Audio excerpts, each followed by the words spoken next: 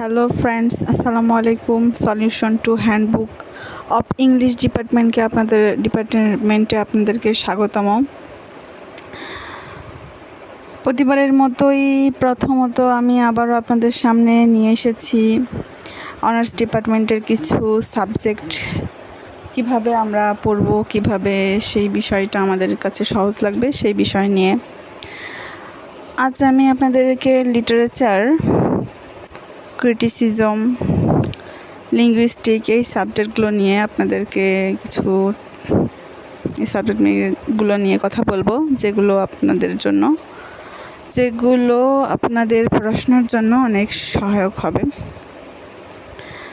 অনেকেই বলেন এই বিষয়টা, যেমন হিস্ট্রি অফ ইংলিশ লিটারেচার, এই সাবজেক্টটা সবথেকে কঠিন আসলে, কিন্তু এটা একটু বুঝে পড়লে এটা তেমন আসলে কঠিন কিছুই নয়।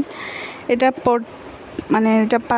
পারতে হলে আমাদেরকে বা আপনাকে একটু বেশি পড়তে হবে, মানে একটু বেশি জানতে হবে।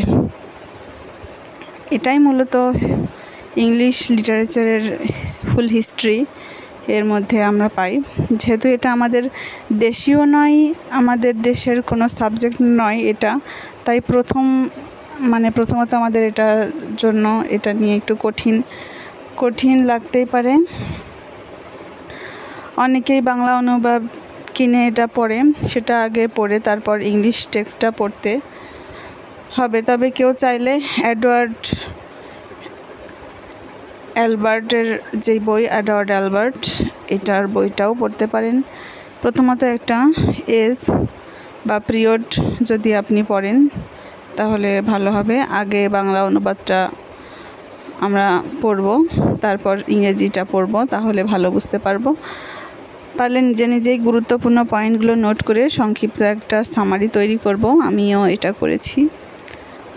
আর প্রত্যেক এজ এর ব্যাকগ্রাউন্ড এবং features, majors, writers and their works, characteristics এসব মনে রাখবেন, তাহলেই লিটারেচারের বিষয়টা হিস্ট্রি অফ ইংলিশ লিটারেচারটা আমাদের কাছে সহজ লাগবে। তো মূলত ব্যাকগ্রাউন্ড, প্রত্যেকটা এজের ফিচার্স, মানে এজের ফিচার্স বলতে বোঝাচ্ছে সেই এজের যেই